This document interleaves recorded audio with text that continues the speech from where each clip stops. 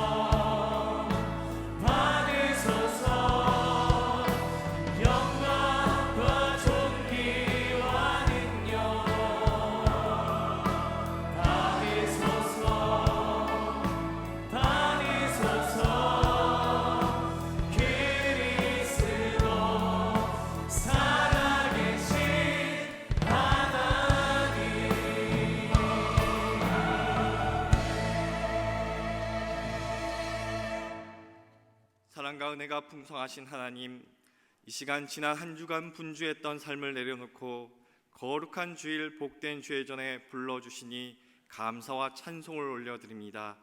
추수감사 예배로 성별하여 드리는 이 예배에 친히 임재하여 주시고 주관하여 주셔서 풍성한 감사로 주님께 기쁨 받음은 하늘과 땅에 충만한 예배가 되게 하여 주옵소서. 잊혀진 감사의 제목들이 생각나게 하심으로 한 사람도 감사 예배에 소외되지 않게 하여 주옵소서. 주님 앞에 나아가는 이 시간, 이전보다 더욱 주님께 겸손함으로, 이전보다 더욱 주님을 사랑함으로, 이전보다 더욱 주님을 신뢰함으로 나아가도록 성령 하나님 도와주옵소서. 감사드리오며 예수님의 이름으로 기원하옵나이다. 아멘. 다 함께 자리에 앉으셔서 하나님 앞에 찬양함으로 나아가겠습니다.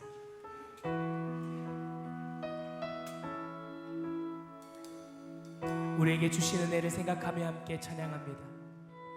공중나는 새를 보라, 농사하지 않으며 곡식 모아 곡간 안에 들인 것이 없어도 세상 주관하는 주님 새를 주시니 너희 먹을 것을 위해 근심할 건 무엇이냐.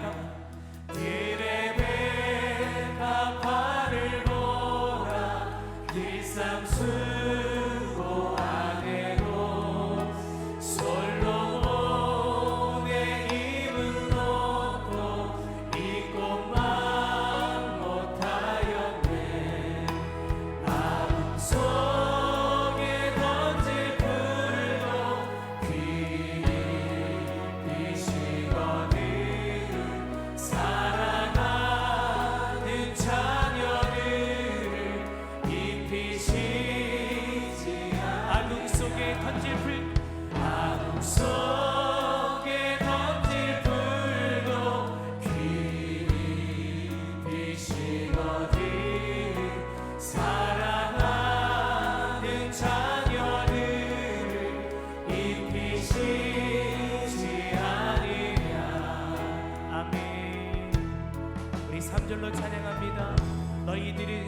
세상에서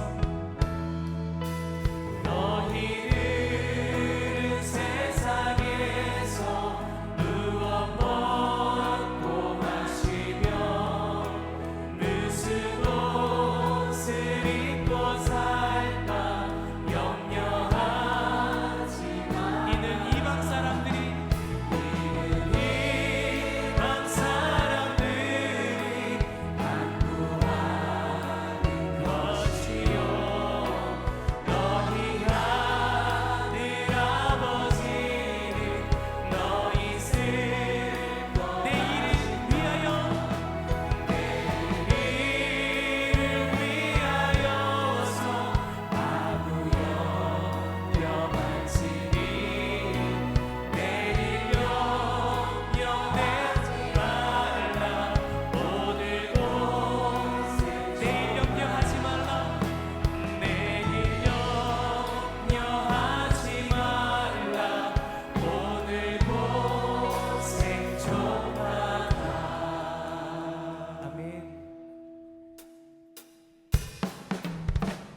할렐루야.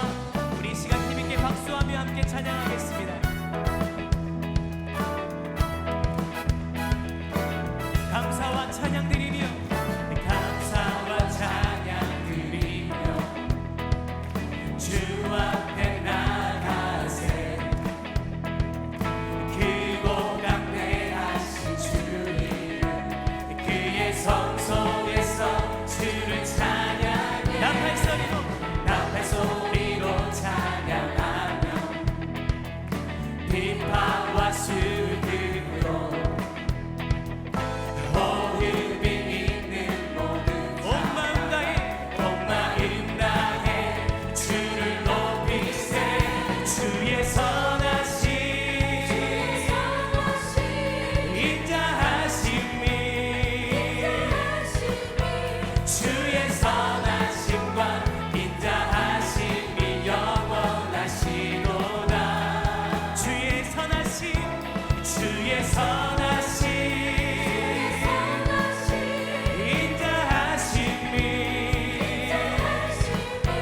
주의 선하심과 인자하심이 영원하시도다 주의 선하심과 주의 선하심과 인자하심이 영원하시도다 아멘. 우리가 더 큰 목소리로 함께 찬양하겠습니다. 예수 하나님 독생자 예수 하나님 독생자 만유의 창조주 모두 다 그 앞에 나 우리의 목소리 높여 주를 찬양해 나팔 소리로 찬양하며 비파와 수금으로 호흡이 있는 모든 우리의 온 마음 다하여서 주님을 높여드립니다. 아멘. 주의 선하심 인자하심이 주의 선하심과 인자하심이 영원하시도다 주의 선하심 주의 선하심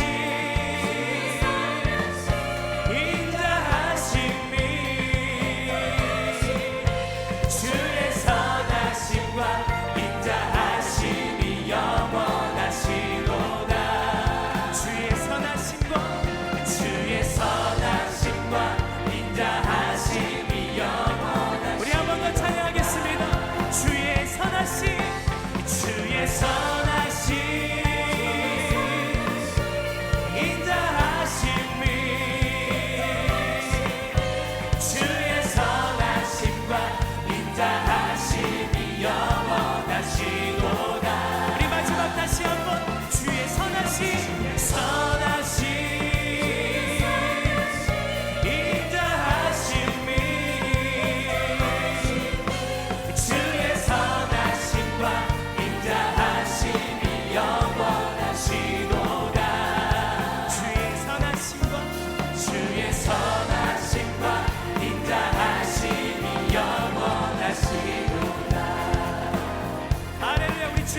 영광의 박수 올려드리시겠습니다. 우리의 감사와 찬양을 받아 주시옵소서. 주님의 선하심을 인자하심을 찬양합니다. 아멘.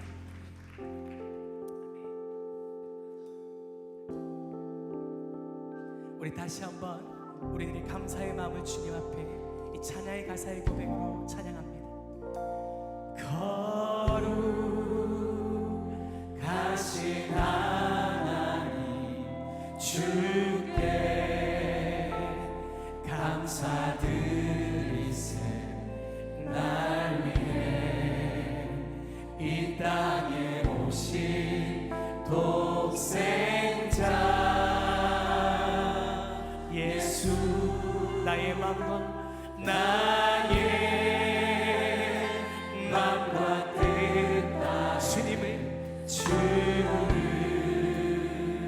사랑합니다. 날 위해 십자가 지신 독생자 예수. 내가 약할 때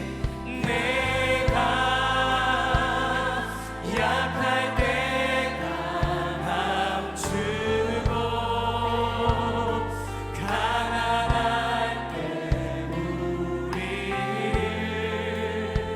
부욕해 하신 나의 주. 주님께 감사드립니다. 내가 약할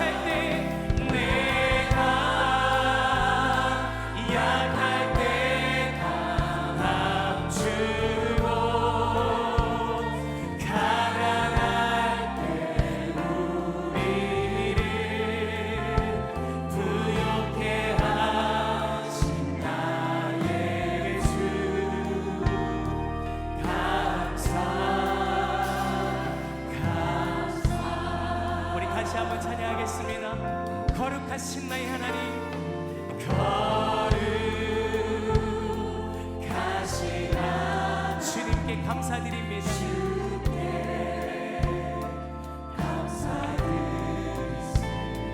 날 위해 이 땅에 오신 독생자 나의 맘과 뜻 다해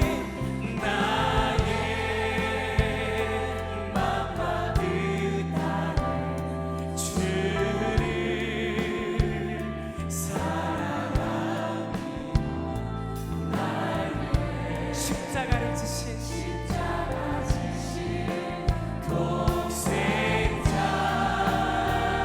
우리가 믿음으로 찬양합니다. 내가 약할 때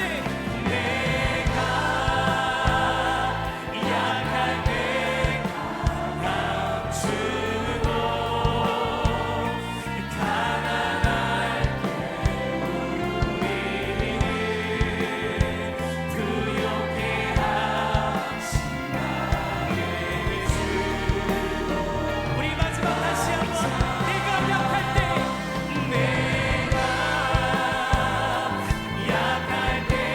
강함 주고 가난할 때 우리를 부욕해 하신 주님께 감사드립니다.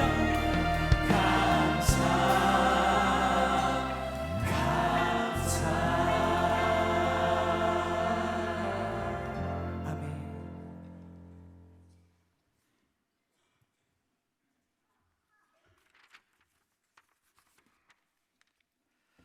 오늘은 추수감사드립니다. 오늘은 화면을 보면서 저와 여러분이 교독으로 감사 기도를 드리겠습니다. 거룩하신 하나님, 우리에게 오국백과가 부르긴 결실을 계절을 허락하시니 감사합니다. 지금까지 사랑과 은총으로 보살피시고 이 시간 기쁨으로 감사의 마음을 담아 올려드리는 예배에 우리를 초대하신 성삼위 하나님을 찬양합니다. 주님, 지금 여기 있음이 참으로 감사합니다. 할렐루야, 할렐루야, 할렐루야, 아멘. 한 해를 되돌아볼 때 여러 가지 어려움과 힘든 일도 있었습니다. 몸과 마음이 연약하여 고통 가운데 있었고 우울과 괴로움에 처하기도 했습니다. 험한 세상살이에 지쳐 주저앉았을 때도 있었습니다. 그러나 하나님 아버지의 은혜가 처음과 같이 이제와 영원히 함께 하심을 믿으며 지금 감사함으로 하나님의 이름을 높여드립니다.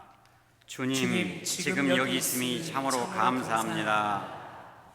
할렐루야, 할렐루야, 할렐루야, 아멘.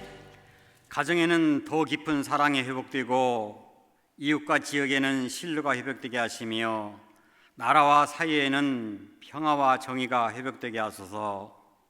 세상의 어떤 이름보다 더 높으신 하나님의 이름이 선포되는 교회 안에 모인 우리가 날마다 예수 그리스도 안에서 한 형제여 자매됨을 말씀을 통해 깨달게 알게 하시옵소서. 주님, 지금 여기 있음이 참으로 감사합니다.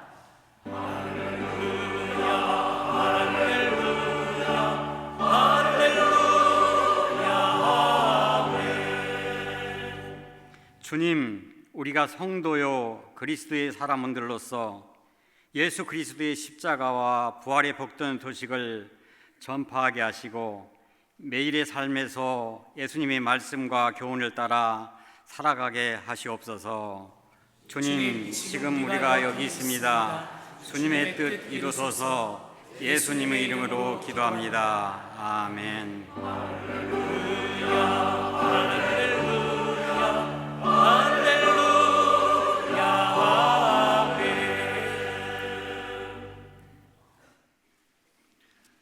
하나님의 말씀을 봉독하겠습니다. 끝으로 나의 형제들아, 주 안에서 기뻐하라. 너희에게 같은 말을 쓰는 것이 내게는 수고로움이 없고 너희에게는 안전하니라. 개들을 삼가고 행악하는 자들을 삼가고 몸을 상해하는 일을 삼가라. 하나님의 성령으로 봉사하며 그리스도 예수로 자랑하고 육체를 신뢰하지 아니하는 우리가 곧 할례파라. 그러나 나도 육체를 신뢰할 만하며 만일 누구든지 다른 이가 육체를 신뢰할 것이 있는 줄로 생각하면 나는 더욱 그러하리니 나는 8일 만에 할례를 받고 이스라엘 족속이요 베냐민 지파요 히브리인 중에 히브리인이요 율법으로는 바리새인이요 열심으로는 교회를 박해하고 율법의 의로는 흠이 없는 자라.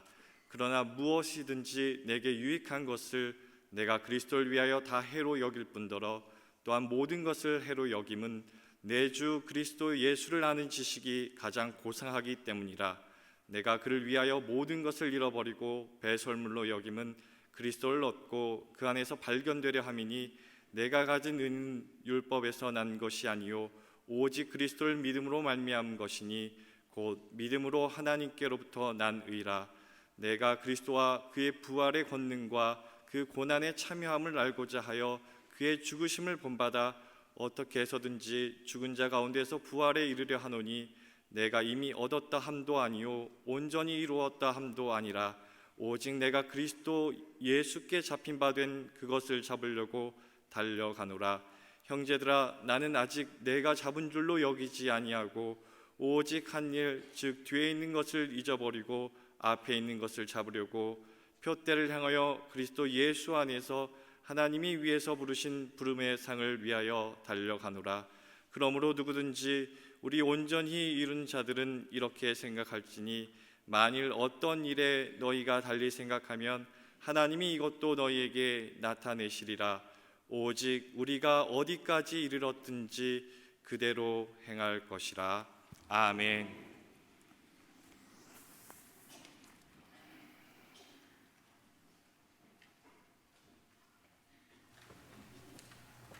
오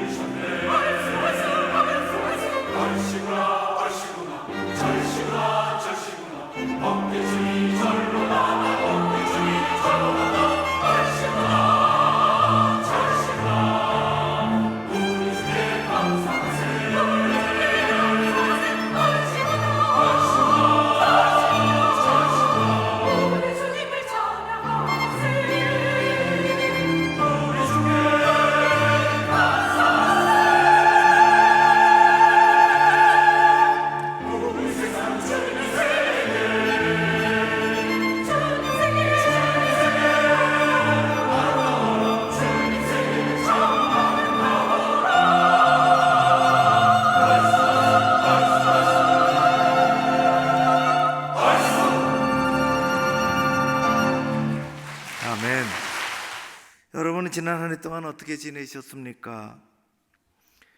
감사한 일도 있고 어려운 일도 있습니다. 전도서는 우리 인생을 이렇게 7장에서 이야기합니다. 형통한 날에는 기뻐하고 공고한 날에는 뒤돌아보아라.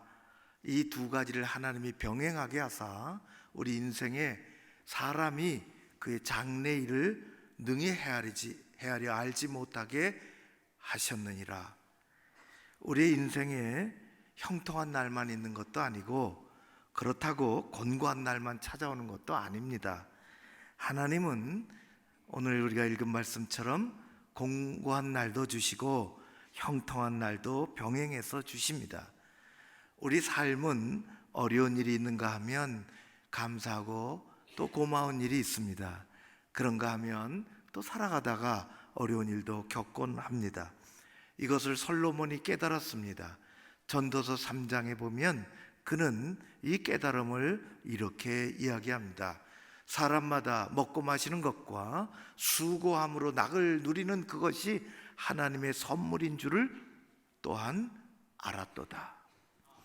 우리가 먹고 마시는 그렇게 사는 일상의 삶이 하나님이 주신 값진 선물이라는 것을 알았다는 것입니다. 많은 일들을 경험하며 때로는 어렵고 좋은 일들을 만나며 그럴 때는 우리의 마음이 흡족하고 때로는 힘들고 눈물 나는 일들을 만나면 우리의 마음이 가라앉기도 하지만은 우리가 일상의 삶에서 먹고 마시는 것처럼 그리고 수고하고 또 소득을 얻어 가정에서 지내는 이 모든 것들이 하나님의 선물인 줄 깨닫고 우리는 살아가는 것입니다. 이현주 목사라는 분이 계신데 이분이 시를 짤막한 게 하나 썼는데 밥을 먹는 자식에게 이게 제목입니다. 밥을 먹는 자식에게 천천히 씹어서 공손히 삼켜라. 봄에서 여름 지나 가을까지 그 여러 날들을 비바람 땡볕으로 익어온 쌀인데 그렇게 허겁지겁 삼켜버리면 어느 틈에 고마운 마음이 들겠느냐? 사람이 고마운 줄 모르면 그게 사람이 아닌 거요. 그렇게 끝납니다. 동물은 주인이 밥을 주고 보호해주면 주인이 좋아서 따릅니다. 감사한 마음이 있는 게 아니고 자기에게 밥을 주는 사람을 자기를 발길질하지 않고 자기를 보호해 주는 사람을 본능적으로 따르는 것입니다. 이야, 정말 감사해. 그러고 따르는 동물이 없습니다. 오직 인간만이 감사할 줄 압니다. 고마워할 줄 모르면 사람이 아닌겨요. 왜 사람이 감사할 줄 모를까? 왜 감사에 인색할까? 당연히 여기는 마음이 우리 가운데 있습니다. 사람들은 대부분 자기에게 자주 일어나는 일, 매일같이 반복적으로 익숙하게 일어나는 일들에 대하여 당연하다고 여깁니다. 그래서 고마운 마음이 들지 않습니다. 당연히 내일도 그럴 거고 어제도 그런 것처럼 오늘도 그런 것처럼 내일도 그럴 거라는 생각에 세상에 고마움이 없습니다. 그러나 들어보십시오. 그 어떤 것도 당연한 것이 없습니다.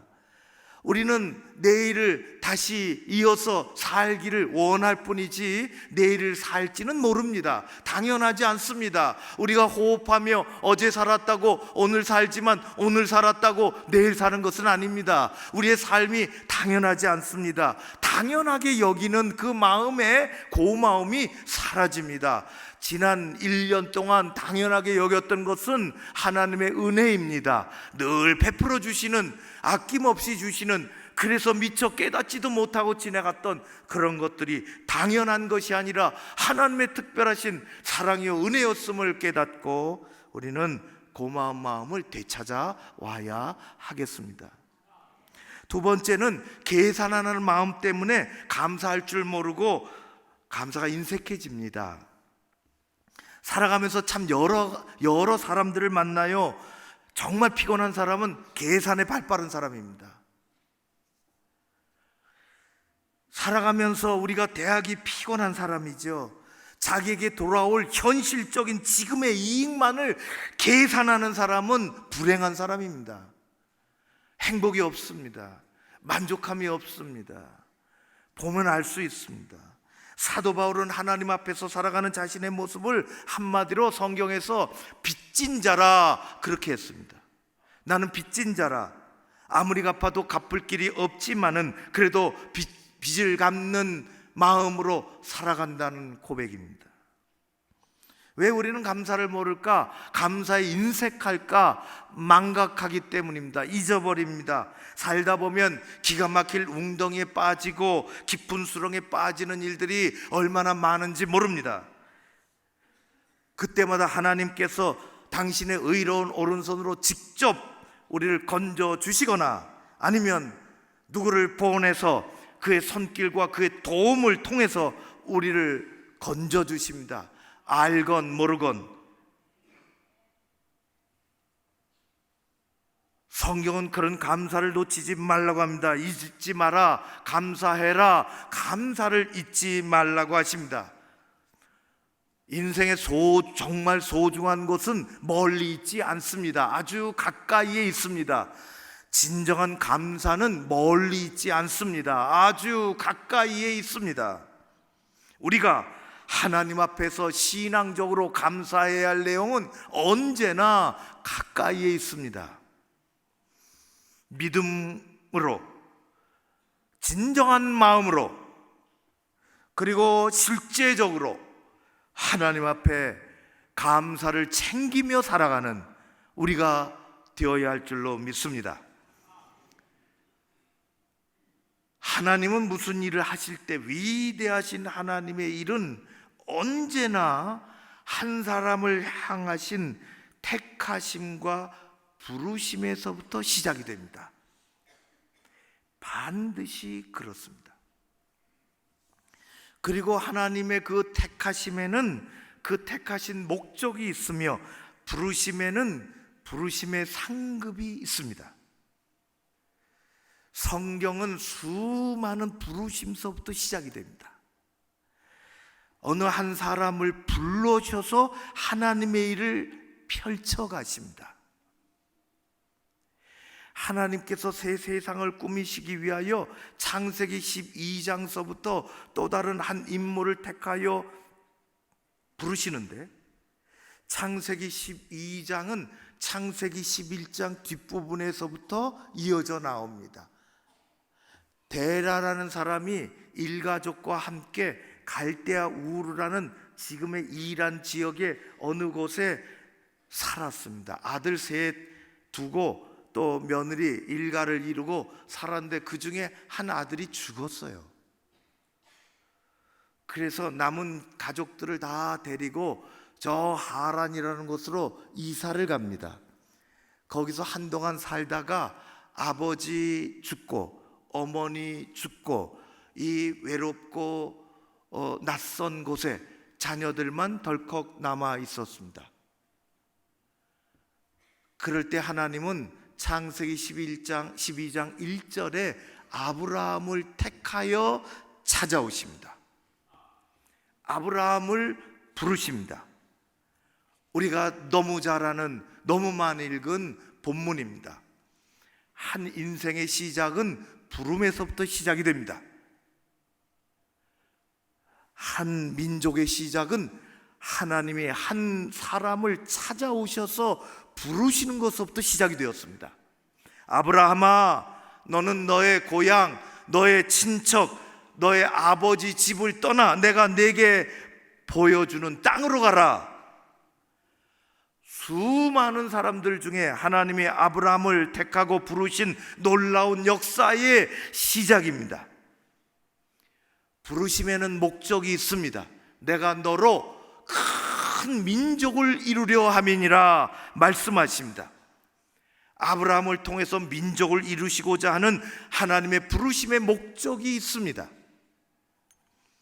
하나님의 일하심은 언제나 부르심으로부터 시작을 합니다.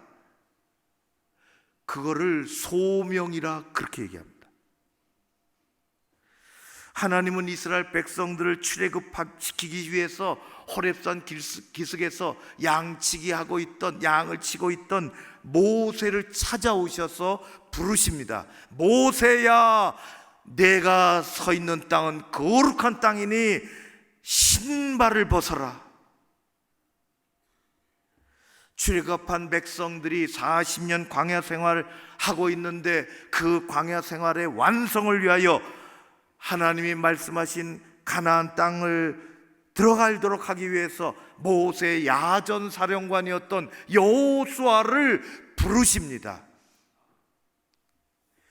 영적으로 정말 어려웠던 시대, 그 세상을 하나님은 바꾸시기 위하여, 새로운 세상을 열어가기 위하여 하나님은 성막 안에서 잠들어 있던 청년 사무엘을 찾아오셔서 부르십니다.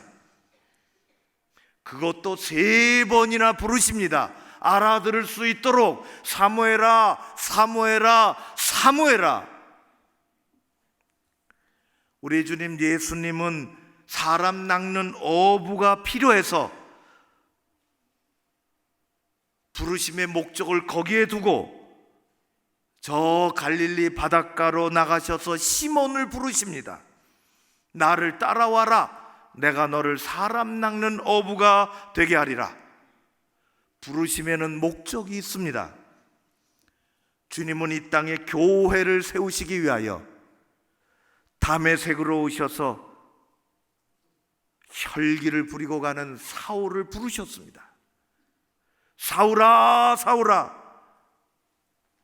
그때부터 사울은 바울이 되고 하나님의 부름받은 인생이 되었습니다. 오늘 우리가 읽은 본문은 그 부름받은 바울, 그 사명이 어떤 것이고 그 인생은 어떤 것인지, 그의 소명과는 무엇인지를 보여주고 있습니다.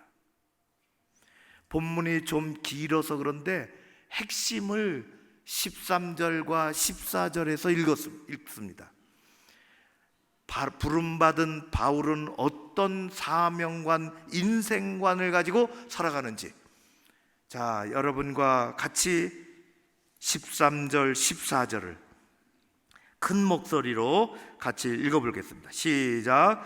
형제들아, 나는 아직 내가 잡은 줄로 여기지 아니하고 오직 한 일, 즉 뒤에 있는 것은 잊어버리고 앞에 있는 것은 잡으려고 푯대를 향하여 그리스도 예수 안에서 하나님이 위해서 부르신 부름의 상을 위하여 달려가노라. 아멘. 예수 그리스도의 부르심을 받고 나서 사도 바울은 한순간도 갈짓자 걸음을 걷지 않았습니다. 그는 감정적인 신앙생활을 하지 않았습니다.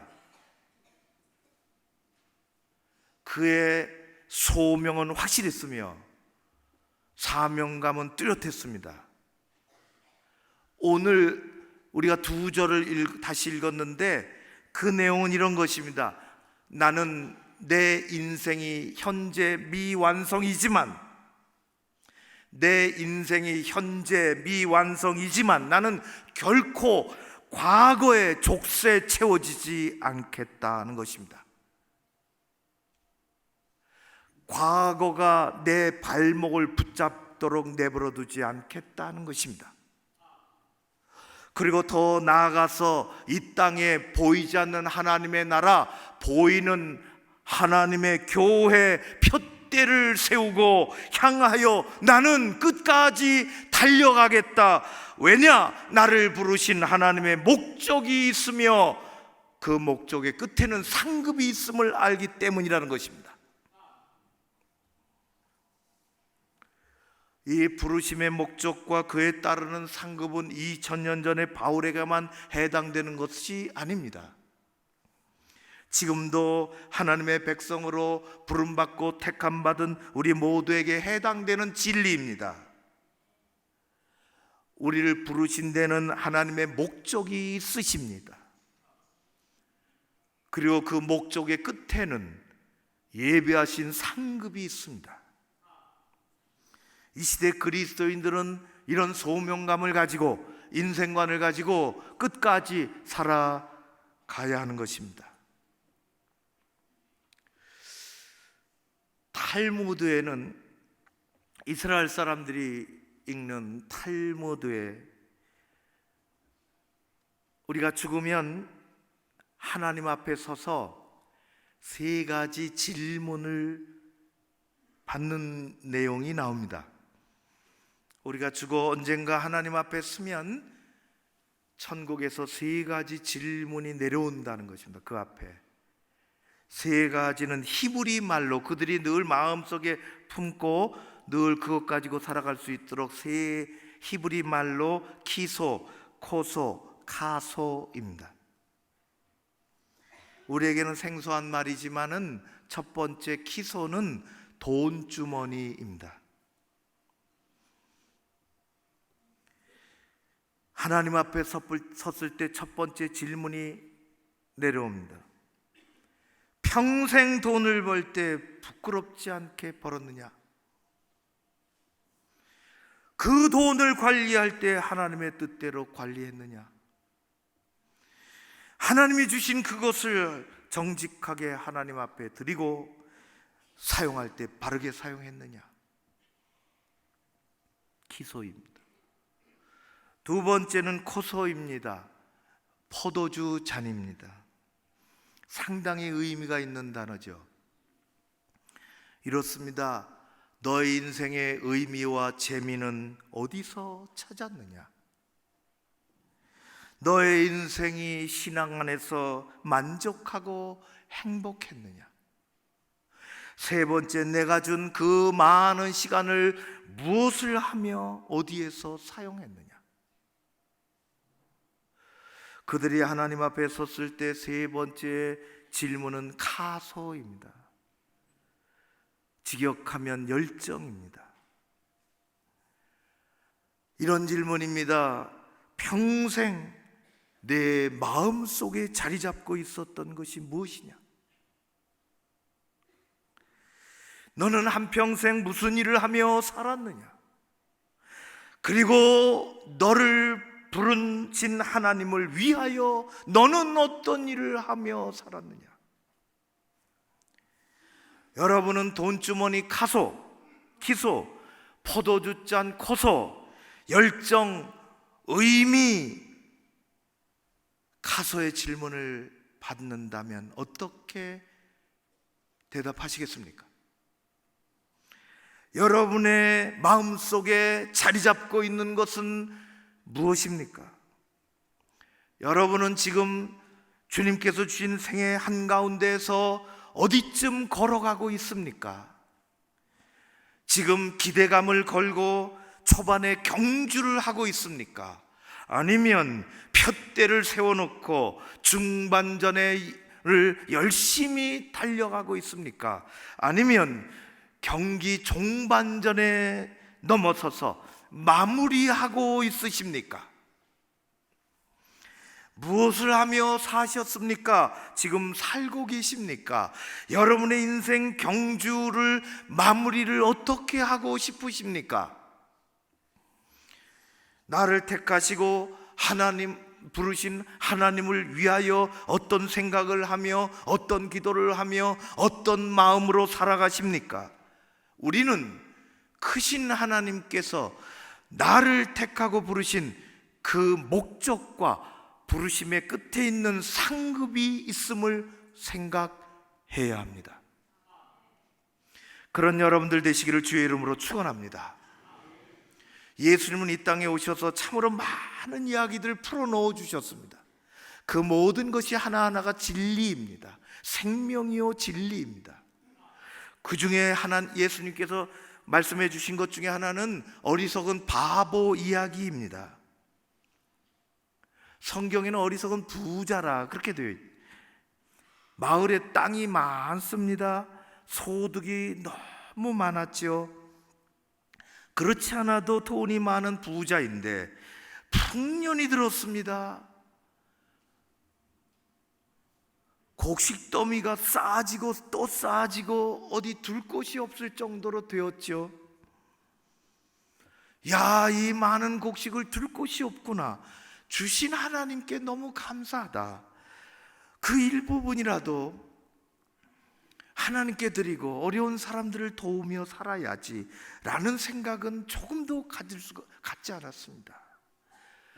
곡간을 헐고 더 크게 짓자, 잔뜩 쌓아두자.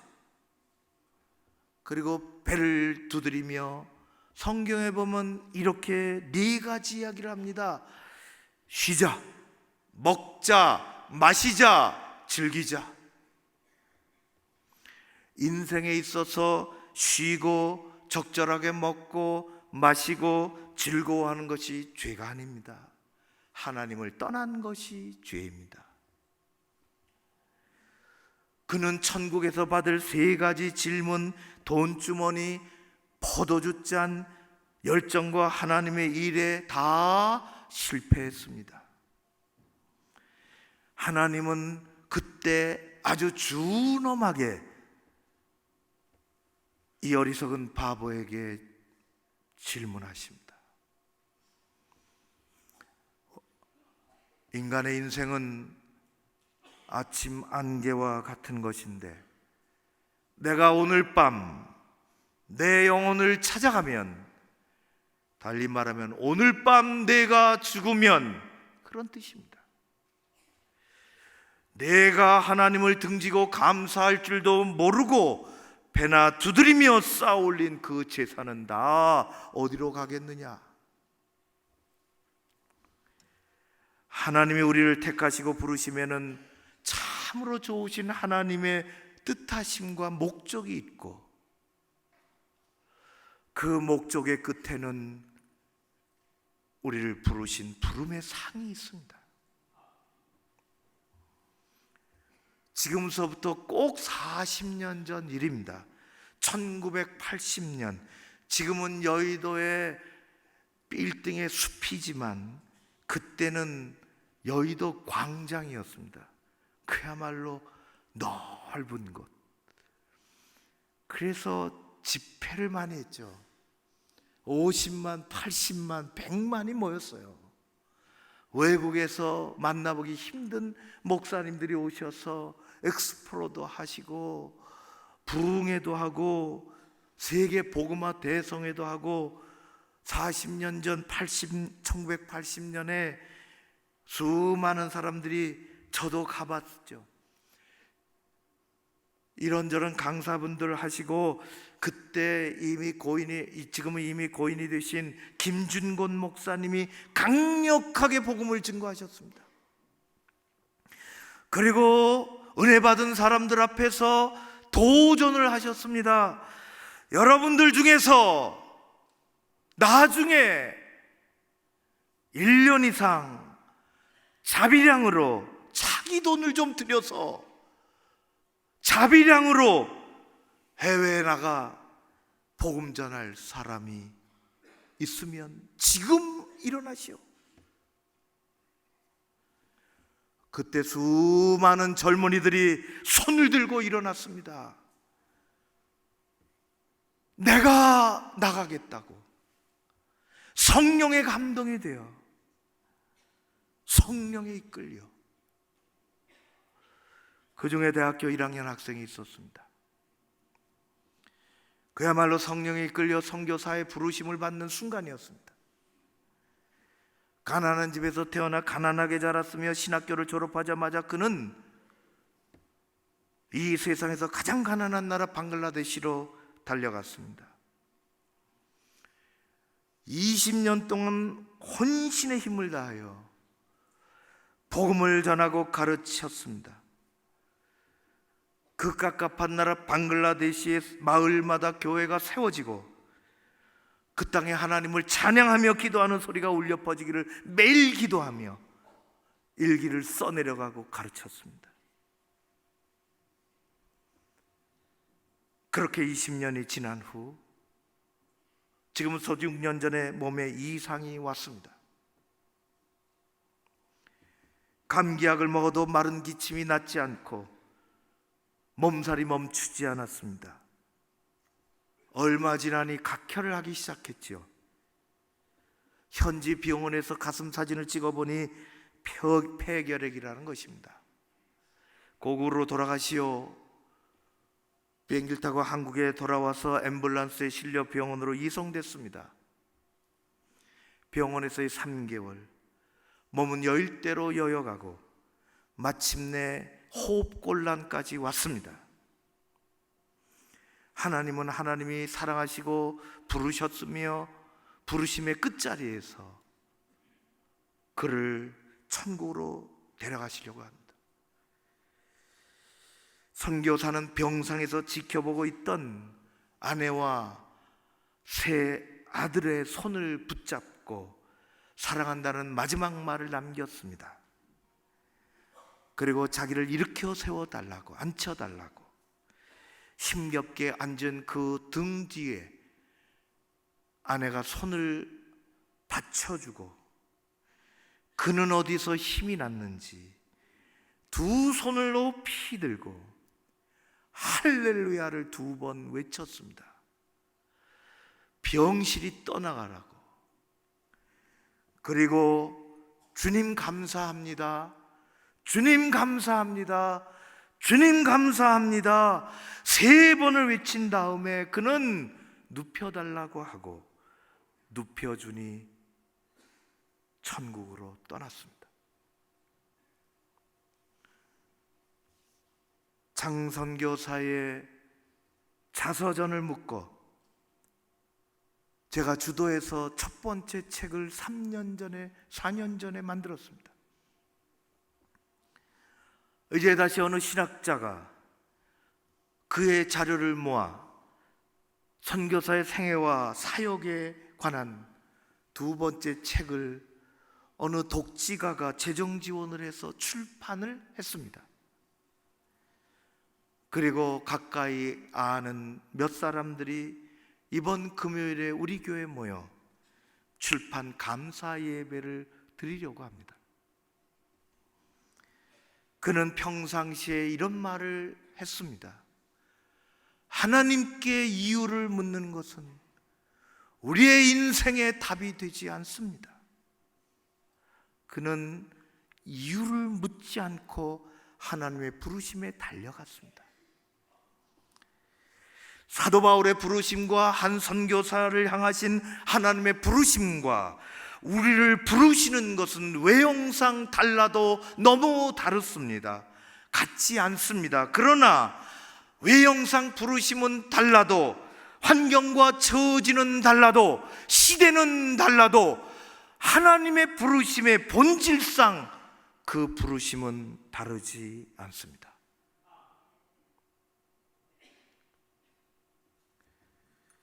하나님은 우리를 지금도 각자의 자리에서 부르십니다. 구원의 자리로 부르십니다.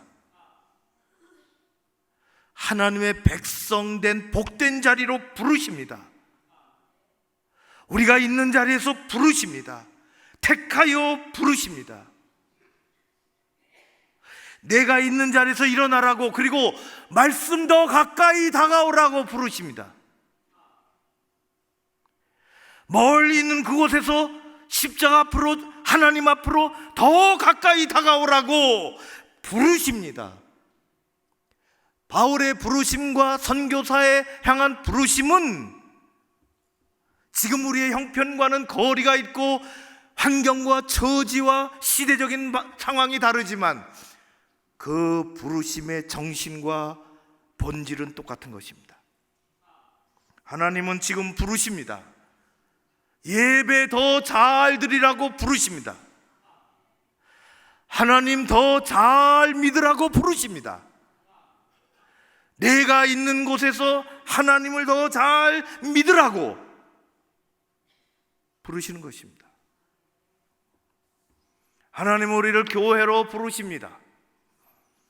교회 안에서 더 잘 섬기라고 부르십니다. 사도 바울은 교회를 세우라고 불러주셨습니다. 내가 달려갈 길까지 다 달려가기는 나는 뒤를 돌아다보고 후회하지 않는다고 했습니다. 오직 앞으로 갈 뿐이라고 했습니다. 하나님은 우리를 교회로 부르십니다. 잘 섬기다가 오라고. 하나님은 우리를 가정으로 부르시지요. 하나님은 우리를 사회로 일터로 부르십니다. 그곳에서 그리스도인의 본을 보이며 그리스도인의 삶을 살라고, 내가 있는 곳이 선교지가 되게 하라고 부르시는 것입니다. 하나님의 부르심에는 너나 할 것 없이 목적이 있습니다. 그 목적 끝에는 예배하신 상급이 있습니다. 우리는 감사하며 살아야 할 것입니다. 감사는 멀리 있지 않습니다. 멀리 있는 거 끌어다가 감사할 수가 없습니다. 하나님이 늘 우리와 함께 하십니다. 우리는 마음을 다하여 믿음으로, 우리는 태도로, 우리는 말로 진정으로 고백하며 제물로 감사하는 것입니다. 하나님은 지금도 우리를 부르십니다. 부름에 합당한 자에게 상급이 있습니다. 누가복음은 이렇게 이야기합니다. 그날에 기뻐하고 뛰놀라, 하늘에서 너희의 상이 큼이라. 하나님의 부르심을 깨닫고 믿음 안에서 하나님 앞에 감사하며 하나님의 설날이, 하나님 앞에 설날을 생각하고 이 땅에서 진정한 그리스도인으로, 하나님의 백성으로, 교회의 일꾼으로, 사회의 그리스도인으로 부르심에 살아가는 여러분 모두가 되시기를 주의 이름으로 축원합니다. 고마우신 하나님 아버지, 우리에게는 너무나 당연히 여기는 마음이 있습니다. 늘 익숙하다 보니 그렇게 됩니다. 돌이켜 감사하게 하옵소서. 자그만 일에도 내 것, 나는 계산할 자신의 이익에 계산이 현실적으로 빠릅니다. 빚진 자로 살아간 사도 바울처럼 우리에게 잊지 않게 하시고 감사하며 나아가게 하옵소서. 우리를 있는 자리에서 세상에 내버려 두지 아니하시고 구원의 자리로, 믿음의 자리로, 교회의 자리로 부르신 데는 하나님의 뜻이 있음을 믿습니다. 부르심의 목적에 있음을 알고 그 목적의 끝에 상급이 있음을 깨닫고 살아가는 우리 모두가 되게 하여 주시옵소서. 예수님 이름으로 기도하옵나이다. 아멘. 이제 다 함께 일어나셔서 주신 말씀 생각하며 결단함으로 하나님께 찬양 올려드리겠습니다.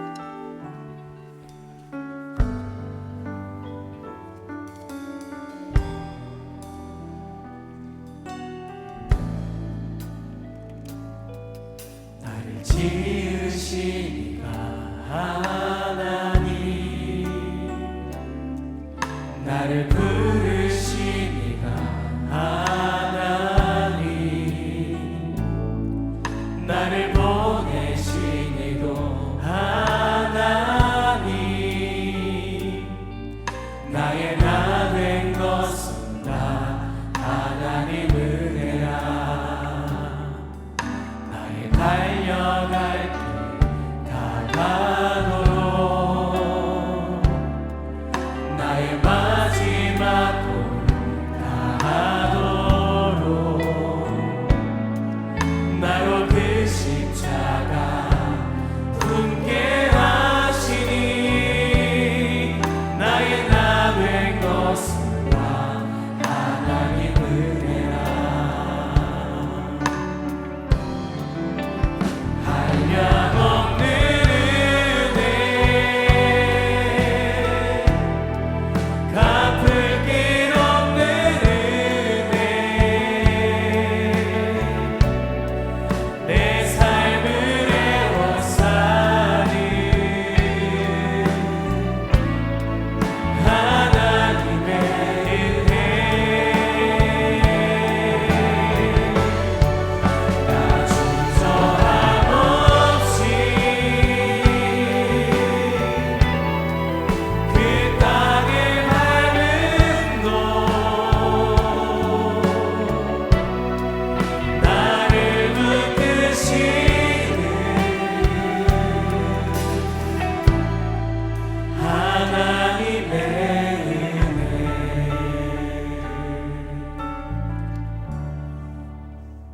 은혜임을 고백하며 살아온 날을 살아갈 날을 인하여 감사드립니다.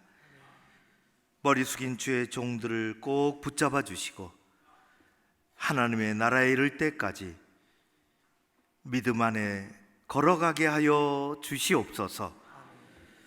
대한민국 이 땅도 지켜 주시옵소서. 교회와 가정을 하나님의 품에 안아 주시옵소서. 귀한 예물을 여기 잘 구별해서 드립니다. 추수감사 주일이라 작정을 한 것, 그리고 마음의 다짐을 하고 귀한 추수감사 헌금을 예비해서 올려드립니다. 감사의 일들을 잘 적어서 올리기도 하고 말로 다 할 수 없는 은혜 빚진 자의 심정으로 드리는 예물들도 여기 있습니다. 아버지 하나님, 모든 것 받아 주시옵소서. 11조도 거두어 주시옵소서. 주일 헌금 작정한 것들 다 하나님께서 소중하게 그 몸도 그 삶도 다 받아 주시옵소서. 한 주간 동안, 한 달 동안 함께 해주시기를 간절히 원하오며 예수님 이름으로 기도하옵나이다. 아멘. 감사하라고 말씀하신 우리 주 예수 그리스도의 은혜와 작은 것 큰 것 감사를 많이 주신 아버지 하나님 그 크신 사랑하심과 이것을 깨닫고 알게 하시고 행하게 하시는 성령님의 교통하심이 여기 머리 숙인 사랑하는 모든 주의 백성들 가운데 가정과 우리 교회와 이 민족 위에 함께 하옵시기를 간절히 축원하옵나이다. 아멘.